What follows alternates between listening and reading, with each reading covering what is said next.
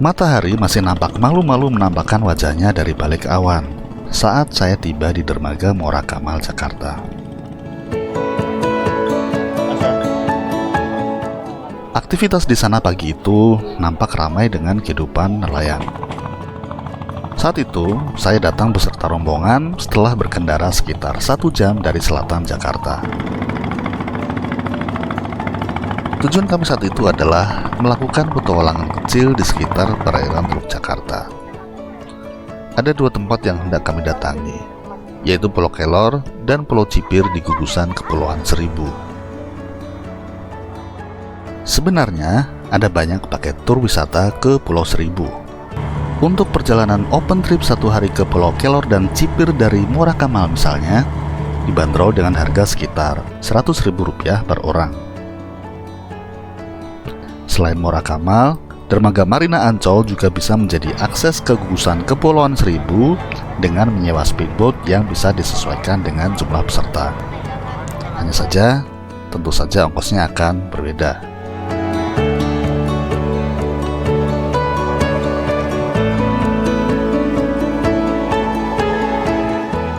Dari Muara Kamal, kami menaiki sebuah kapal kayu yang muat dinaiki oleh seluruh rombongan.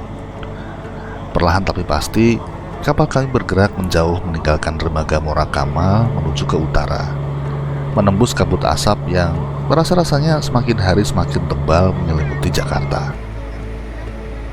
Setelah 1 jam berlayar di Teluk Jakarta yang tenang, akhirnya kami sampai pada tujuan kami yang pertama.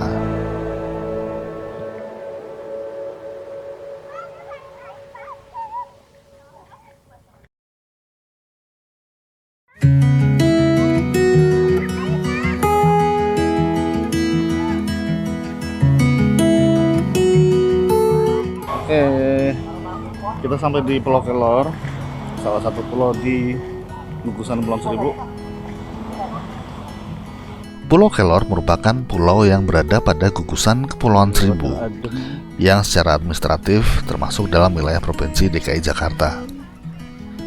Pulau Kelor berada dalam gugusan yang sama dengan Pulau Petondan Besar, Pulau Petondan Kecil, Pulau Kelapa, Pulau Onrus, Pulau Cipir, dan Pulau Bidadari. Kita sering mendengar kata pepatah, dunia tak selebar daun kelor. Itulah ungkapan yang dapat menggambarkan sebesar apa Pulau Kelor ini. Dengan luas pulau hanya sekitar 2 hektar, tidak sulit untuk mengelilingi pulau ini. Walaupun pada waktu itu saya sama sekali tidak menemukan pohon kelor tumbuh di pulau ini.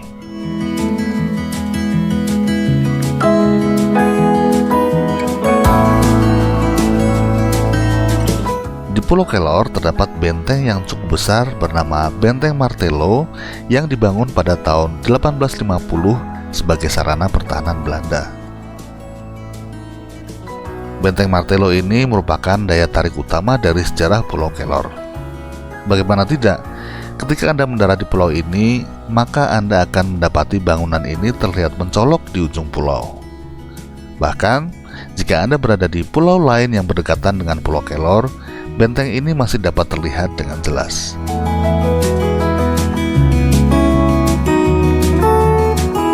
Benteng Martello ini masih kokoh berdiri walaupun sudah berusia ratusan tahun. Hanya saja, karena dimakan oleh waktu, kondisi benteng sudah tidak utuh lagi. Ditambah lagi, letusan Gunung Rakatau pada tahun 1883 memiliki andil dalam kerusakan benteng ini akibat tsunami yang ditimbulkannya.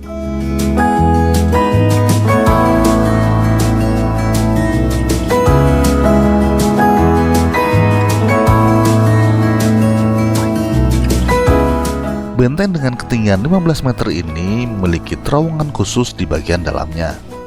Hanya saja, kita dilarang masuk ke dalam.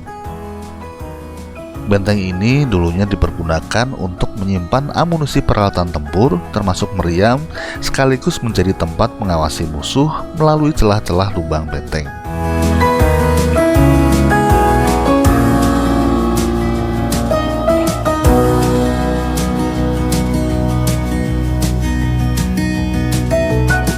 Ada juga sebuah tangan naik ke lantai 2 di dalam, yang oleh pengelola juga diberikan larangan untuk menaikinya.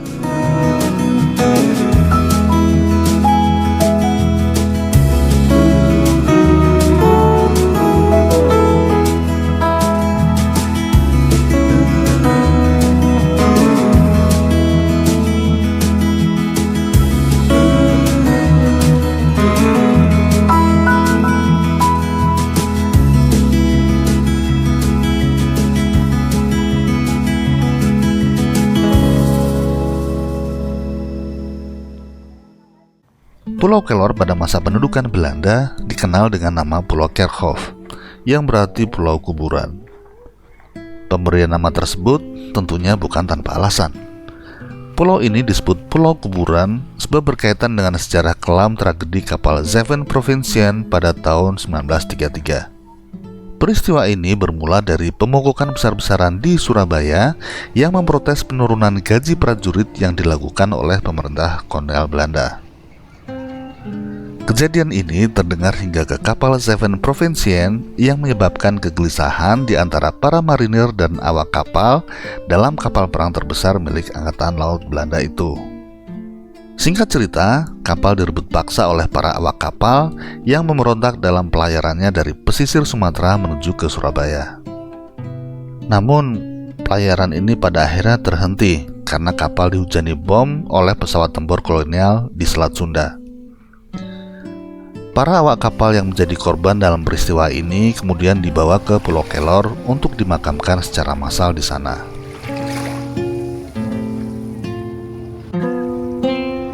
Namun demikian, saat ini kita tidak akan menemukan satupun nisan dalam pulau ini.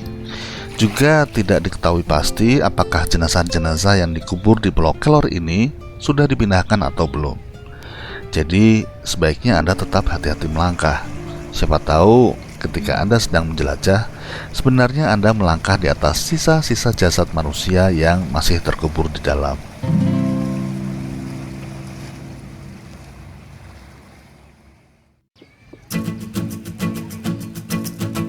Tapi di luar cerita kelam yang dimilikinya, pulau kecil ini sebenarnya memiliki pemandangan yang cantik.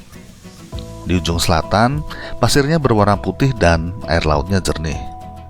Pastinya spot ini menjadi favorit anak-anak yang sejak dari awal mendarat langsung berhamburan menuju spot ini untuk berenang-renang dan bermain air.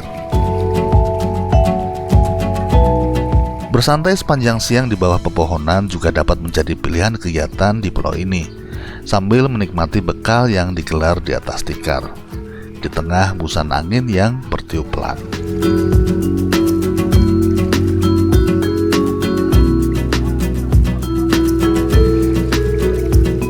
Di pulau ini juga tersedia musola dan kamar mandi yang bersih. Namun, pada saat saya ke sana, air keran di sini terasa seperti air laut murni.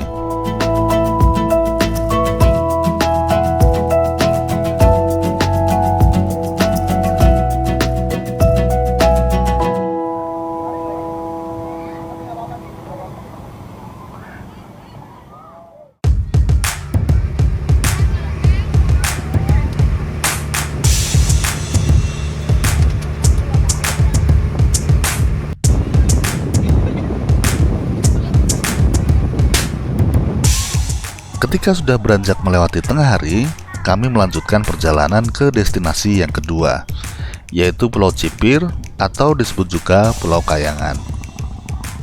Dalam bahasa Belanda disebut juga Kuiper Island.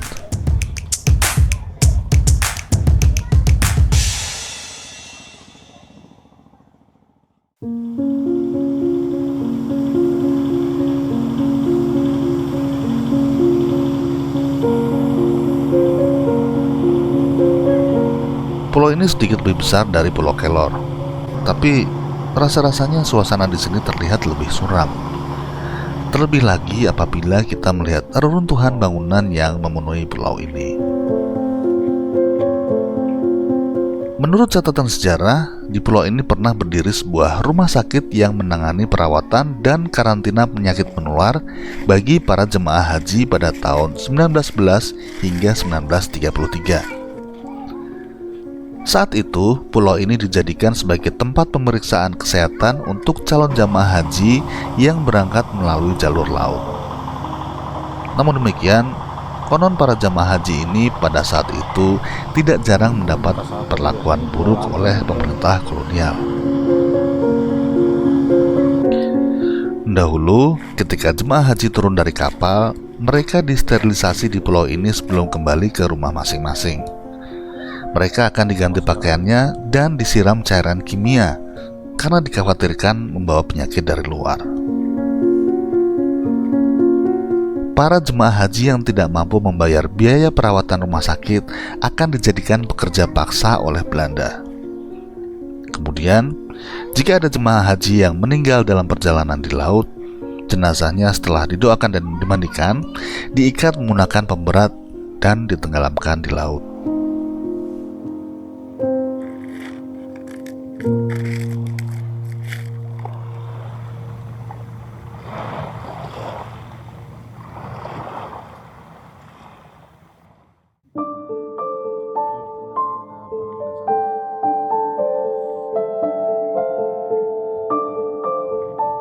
Pada masa itu, pemerintah kolonial Belanda juga mempunyai ketakutan tersendiri terhadap orang-orang yang baru pulang haji dari Mekah. Terlebih lagi, stigma haji bagi masyarakat sangat kuat dan berpengaruh.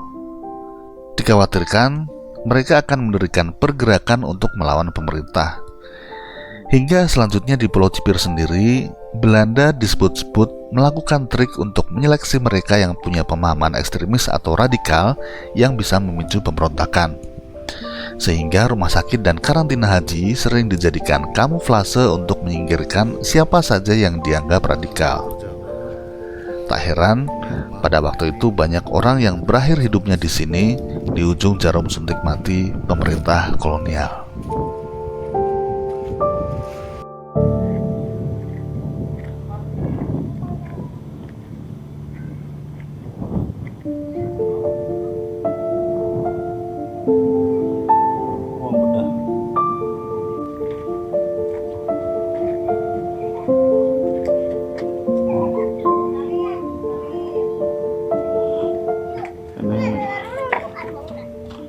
Semacam wastafel teman itu. Kode tulisannya tadi ini adalah ruang bedah. Jadi ini meja bedahnya di sini misalnya ini. Kini yang tersisa di Pulau Cipir hanyalah reruntuhan tembok-tembok pembatas ruangan yang menghitam dan tak beratap. Di beberapa bagian, bahkan temboknya sudah retak parah dan hanya menunggu waktu untuk runtuh. Rasa-rasanya sukar membayangkan bahwa pada zaman dahulu di tempat-tempat ini ramai dengan aktivitasnya masing-masing.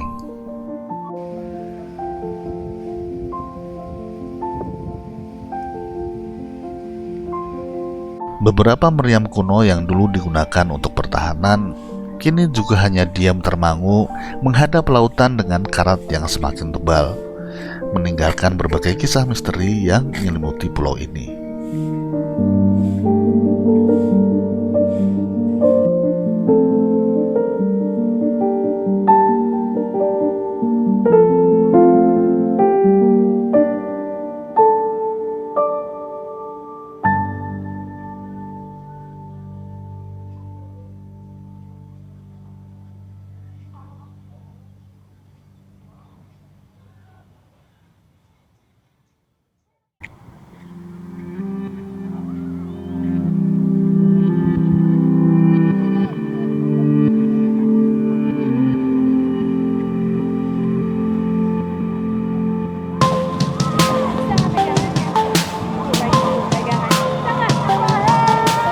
Namun, tentu saja Pulau Cipir tidak hanya punya kisah misteri.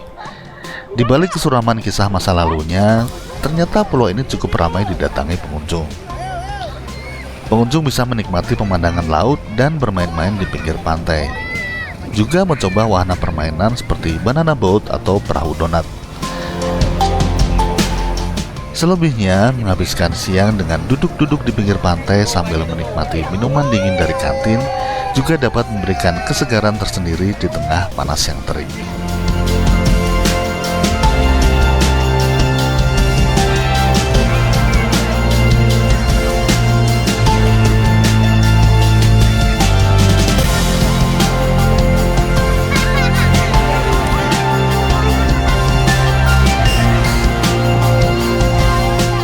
Itulah pengalaman kami mengunjungi Pulau Kelor dan Pulau Cipir. Sebenarnya masih ada satu pulau lagi yang berada dalam satu gugusan dengan Pulau Kelor dan Cipir yang belum sempat kami jelajahi, yaitu Pulau Onrus. Mungkin pada kesempatan yang lain. Hari itu sudah menjelang sore dan kami harus segera mengakhiri perjalanan dan kembali ke dermaga Muara Kamal.